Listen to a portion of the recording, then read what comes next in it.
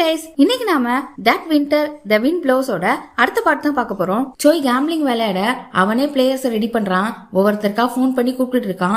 அப்ப ரோட்ல நடந்துட்டே போயிட்டு இருக்கும்போது ஒருத்தருக்கு போன் பண்ணி பேசிட்டே வரான். பேசிட்டு டாக்ஸி கூப்பிடுறதுக்காக கையை தூக்குறான். அவன் கையில ஜீசு கொடுத்த பிரேஸ்லெட் இருக்குல்ல, அந்த சத்தம் கேட்க அவனுக்கு அவன் ஞாபகம் ரொம்ப வருது.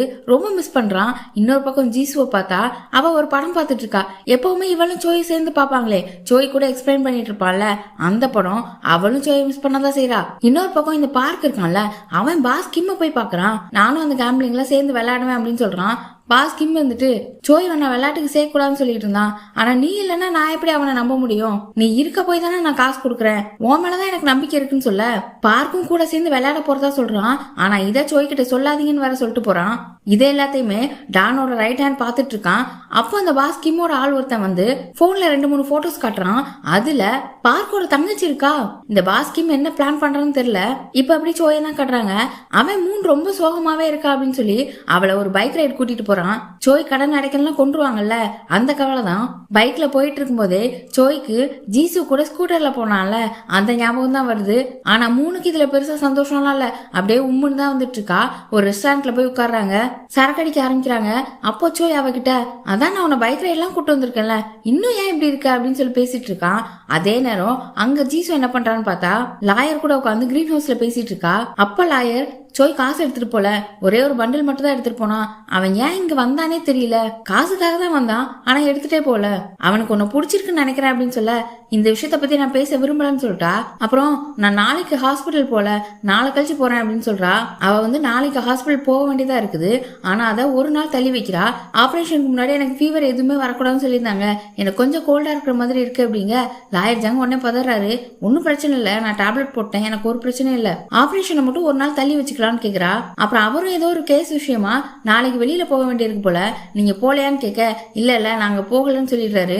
ஆனா இவ, அது ஒரு முக்கியமான கேஸ் தானே சொன்னீங்க, கொலை பண்ணாத ஒரு ஆள் மேல கொலைப்பழி சுமத்திருக்காங்க, அதுக்கு நீங்க போக வேண்டாமா, என்னால ஒருத்தர் லைஃப் கெடலாமா அப்படின்னு கேக்குறா. ஆனா அவர் அதுக்கு ஒத்துக்கிற மாதிரி தெரியல. இப்ப அப்படி திரும்ப சோயும் மூணு அவன்கிட்ட கேள்வியா கேட்டு கொள்ளுறா. நீ எதுக்காக காசு எடுத்துட்டு வரல, ஜீசுவை இவ்வளவு தூரம் ஏமாத்திட்ட, கடைசி நேரத்துல காசை கொண்டு வரல, நீ சாகலான்னு முடிவு பண்ணிட்டியா, இல்ல திரும்ப கேம்பிளிங் விளையாட போறியா, இதுக்குதான் நான் உனக்கு காப்பாத்துறதுக்கு இவ்வளவு கஷ்டப்பட்டனா அப்படி இப்படின்னு கேட்டுட்டு இருக்கா. நான் காசு எடுத்துட்டு வரலதான், ஆனா இப்போ நான் தலை நிமிந்து நிக்கிறேன். அந்த வீட்டுல இருந்து வெளியில வரும்போது தலை நிமிந்து வந்தேன். அவகிட்ட நான் ஒரு சாரி கூட கேட்கல. என்னைக்காவது ஒரு நாள் நான் அவளை வெளியில சந்திக்க வாய்ப்பு இருக்கு, அப்போ நான் தலை நிமிந்து நிப்பேன். நான் வெளியில வரும்போது அவ என்ன சொன்னா தெரியுமா, அவளுக்கு என்ன பிடிச்சிருந்துச்சான், அவ ரொம்ப சந்தோஷமா இருந்தாலும் அப்படின்னு சொல்லிட்டு அப்படியே அழ ஆரம்பிச்சிட்டான். நான் ஏன் அவளை ஏமாத்தாம விட்டேன், நான் ஏன் அவளை என்ன விரும்ப வச்சேன், நான் கிருக்கேன், நான் ஒரு அறிவற்ற நாய் அப்படின்னு சொல்லி அவனே திட்டிட்டு இருக்கான். அப்படியே ரொம்ப அழுதுட்டு இருக்கான். இப்ப அப்படி மறுநாள் காலையில சோய் ஜாகிங் போயிட்டு இருக்கான். அங்க ஜீசு வீட்டுல ட்ரெட்மில்ல ஓடிட்டு இருக்கா. சோய்க்கு தான் ஜீசு ஞாபகமாவே இருக்குல்ல. அவளுக்கு கால் பண்றான். அவளுக்கு ஒரு மாதிரி கஷ்டமா தான் இருக்கு, இருந்தாலும் அவ கால் அட்டன் பண்ணல. இப்ப அப்படி பார்க்க தான் காட்டுறாங்க. அவன் மூணு கிட்ட இவனும் சேர்ந்துதான் விளையாட போறேன்ற விஷயத்த சொல்றான் போல. அவ கொஞ்சம் பதறா, ஏதோ ஆபத்து வந்துடாது அப்படின்னு. அதெல்லாம் பயப்படவே பயப்படாத, விளையாட்டுலயும் சரி சண்டையிலயும் சரி என்னையோ சோயையோ யாராலையும் எதுவும் பண்ண முடியாது, அந்த டானை தவிர. இப்ப டான் இந்த விளையாட்டுல இல்ல, அதனால ஒன்னும் பிரச்சனை இல்ல, நாம இதை முடிச்சிட்டு கிராமத்து சைடுக்கு போய் வாழலாம் அப்படின்னு சொல்றான். அவளும் எப்படியாவது சோயை காப்பாத்திட்டு அப்படின்னு சொல்ல அவன் அப்படியே கன்னத்துல கிஸ் கொடுத்துட்டு இருக்கான். அப்ப அங்க சோய் வரான். என்ன காலையிலே கிஸ்ஸா அப்படின்னு சொல்லிட்டு இருக்க, மூணு அங்க இருந்து எந்திரிச்சு போயிடுறா. அப்புறம் பார்க்கும் சோய் கிட்ட, நான் விளையாடுறதுக்கு ஏதாவது கேஷனோ கிடைக்குமான்னு பார்த்தேன், ஆனா கிடைக்கல அப்படின்னு சொல்லும்போது, பரவாயில்ல ஒன்னும் பிரச்சனை இல்ல, நான் பாஸ் கிம் கிட்ட பேசிக்கிட்டேன், நீ இதுக்குள்ள வரக்கூடாது அப்படின்னு சொல்ல, அதெல்லாம் நான் வரல அப்படின்னு சொல்லும்போது அவனுக்கு நம்ப முடியல. உண்மையா தானே சொல்றேன், நம்பலாமா அப்படின்னு கேட்க, நம்ப அப்படின்னு சொல்லிட்டு அங்க இருந்து போயிட்டான். நம்ம செக்ரட்டரி வாங்கிருக்காங்கல்ல, அவங்க அம்மா அப்பாவோட அட்ரஸ் கேட்டு வாங்கி வச்சிருந்தாங்கல்ல, அங்க போய் தூரமா நின்று அவங்க அம்மா அப்பா என்ன பண்றாங்கன்னு பார்த்து சந்தோஷப்பட்டுட்டு இருக்காங்க. இன்னொரு பக்கம் ஜீசு வீட்டுல மீரா, ஜூன்டேயோட ஒய்ஃப்னு எல்லாருமே வந்திருக்காங்க. விருந்தெல்லாம் தடப்புடலா இருக்கு. லாயர் ஜங் தான் எல்லாரையும் வர சொல்லியிருக்காரு. அப்படியே சாப்பாடுலாம் நல்லா இருக்கான்னு ஜீசு டேஸ்ட் பார்க்க நல்லா இருக்குன்னு சொன்னவனவே எல்லாருமே சந்தோஷப்படுறாங்க. மீராலாம் இன்னைக்கு நான் நல்லா சாப்பிட போறேன், நல்ல விருந்து அப்படின்னு சொல்லி சாப்பிட உட்கார்றா. எல்லாருமே ரொம்ப சந்தோஷமா இருக்காங்க, ரொம்ப என்ஜாய் பண்ணி சாப்பிட்டுட்டு இருக்காங்க. அப்ப ஜீசு ஒரு மர்டர் கேஸ் விஷயமா லாயர் ஜங் போக வேண்டிய இருந்துச்சுல, அங்க அவரை போக சொல்றா. எல்லாரும் முன்னாடியுமே சொல்றா, என்னை பாத்துக்கதான் இத்தனை பேர் இருக்காங்கல்ல, நீங்க அங்க போங்க, என்னால ஒரு அவர் நிரப்பராது தண்டிக்கப்படக்கூடாது அப்படின்னு சொல்லும்போது மத்தவங்களும் நாங்கெல்லாம் பாத்துக்கிறோம் அப்படின்னு சொல்லிடுறாங்க. சரி அவங்க பாத்துப்பாங்கன்னு லாயர் ஜங்குக்கும் ஒரு நம்பிக்கை வந்துருச்சு. இப்ப அப்படி சோயை தான் கட்டுறாங்க. இன்னைக்குதான் ஜீசுக்கு ஆபரேஷன் பண்ண வேண்டிய நாள். அதனால சோய் ஹாஸ்பிட்டல்ல வந்து பாக்குறான். ஆனா அங்க அவ வரல. டானோட அக்காவும் ஆபரேஷனை நாளைக்கு தள்ளி வச்சுட்டாங்க. லாயர் ஜங்கு தான் போன் பண்ணாரு. அநேகமா ஜீசு ஆபரேஷனுக்கு பயப்படுறா போல அப்படின்னு சொல்ல, ஆபரேஷன்ல அவ நல்லா இருவாளா அப்படின்ற மாதிரி கேக்குறான். ஆபரேஷன் பத்தி எல்லாம் என்கிட்ட கேட்காத அப்படின்னு சொல்லும்போது அங்க இருந்து கிளம்ப திரும்ப அவனை கூப்பிட்டு டானை பத்தி தெரியுமா அப்படின்ற மாதிரி கேட்க வராங்க. டானுக்கு உடம்பு சரியில்லை அந்த விஷயத்த பத்தி. ஆனா அவங்க கேட்கவும் இல்ல சொல்லவும் இல்ல.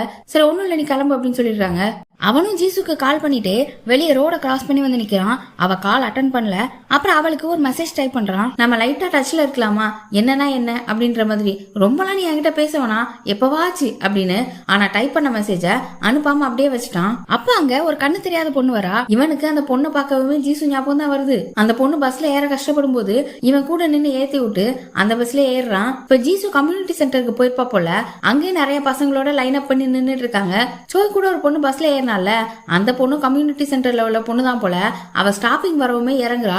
அப்பதான் பார்த்தா அந்த கம்யூனிட்டி சென்டர்ல ஒரு சார் கைட் பண்ணுவாங்கல்ல, அவரு அந்த பஸ்ல இருந்து இறங்குற பொண்ணை கூப்பிட்டு நம்ம அந்த ஹோட்டலுக்கு பிஸா சாப்பிட போலாமா, எல்லாரும் போயிட்டு இருக்கோம் அப்படின்னு சொல்லி கூப்பிடுறாரு. இது எல்லாத்தையுமே பஸ்ல இருந்து சோய் பாக்குறான்.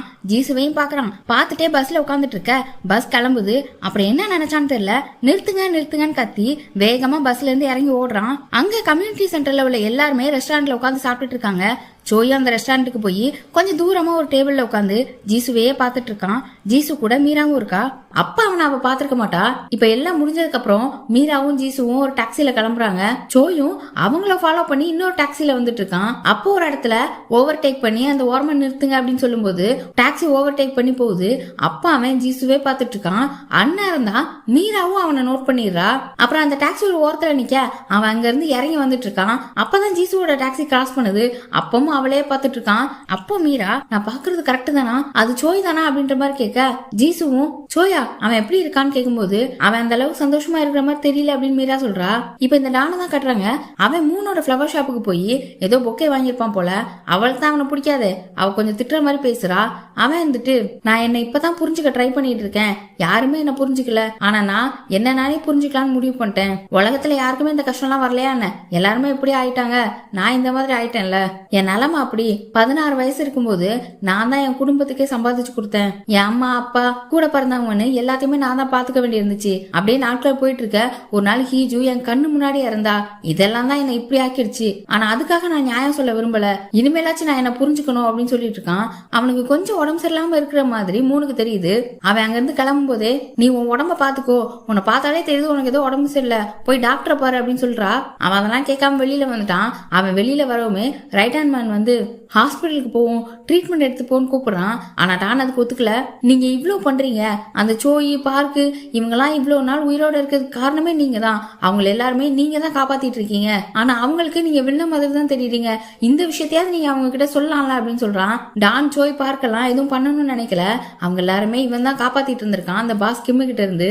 அதெல்லாம் எதுவும் வேணாண்டா அப்படின்னு டான் அப்படியே அங்க இருந்து கிளம்புறான். இன்னொரு பக்கம் சோய் ஒரு இடத்துல நிறைய பேரை வச்சு மீட்டிங் மாதிரி போடுறான். ஆட்கள்லாம் விளையாடுறதுக்கு நிறைய பேரை தட்டிட்டான் போல. அதுல ஒரு ஆளு இந்த இடத்துல வச்சு விளையாடலாம், பாஸ் கிம்மோட இடம் வேணாம் அப்படின்னு சொல்லும் போது பாஸ் கிம்மோட பணம் இல்லாம விளையாட முடியுமா, அது மட்டும் இல்லாம எனக்கு அவரை ரிவெஞ்ச் எடுக்கணும், அதுக்காக அவர் சொல்ற இடத்த விளையாண்டாகணும், அப்பதான் நம்ம நிறைய பணத்தை வச்சு விளையாடலாம் அப்படின்னு சொல்ல அந்த ஆளு ஒத்துக்கிட்டாரு. இப்ப அப்படி நைட் ஆயிடுச்சு. ஜீசுவை தான் கட்டுறாங்க. ஜீசு ரூம்ல தான் மீராவும் தூங்குறா. ஆனா ஜீசுக்கு தூக்கமே வரல. அவ அப்படி மெதுவா எழுந்துச்சு செக்ரட்டரி வாங்குக்கு தான் கால் பண்றா. செக்ரட்டரி வாங்க அதே நேரம் நம்ம ஜீசுக்கு தான் ஏதோ லெட்டர் எழுதிட்டு இருக்காங்க பிரைல் லாங்குவேஜ்ல. இப்ப போன் பண்ணவுமே பதறிடுறாங்க. என்னாச்சு ஜீசு, எது பிரச்சனையா, என்ன நடந்துச்சுன்னு பதறாங்க. அவ உடனே நான் உங்களுக்கு இவ்ளோ பண்ணிருக்கேன், மனசாட்சியே இல்லாம உங்களை வீட்டை விட்டு அனுப்பிட்டு இந்நேரம் கால் பண்றேன். ஆனா நீங்க என்கிட்ட கடுமையா பேசாம என்னாச்சு ஏதாவது பிரச்சனையான்னு பதறீங்க அப்படின்னு சொல்றா. செக்ரட்டரி வாங்க ஜீசு ரெண்டு பேருக்குமே ஒருத்தர் மேல ஒருத்தர் ரொம்ப பாசமா இருக்காங்க. ஆனா அவங்க சிச்சுவேஷன் அவங்களுக்கு பிடிச்சிருச்சு. ஜீசு நீங்க எங்க இருக்கீங்கன்னு கேட்கும்போது நான் என் அம்மா அப்பா கூட வீட்டுல இருக்கேன்னு சொல்றாங்க.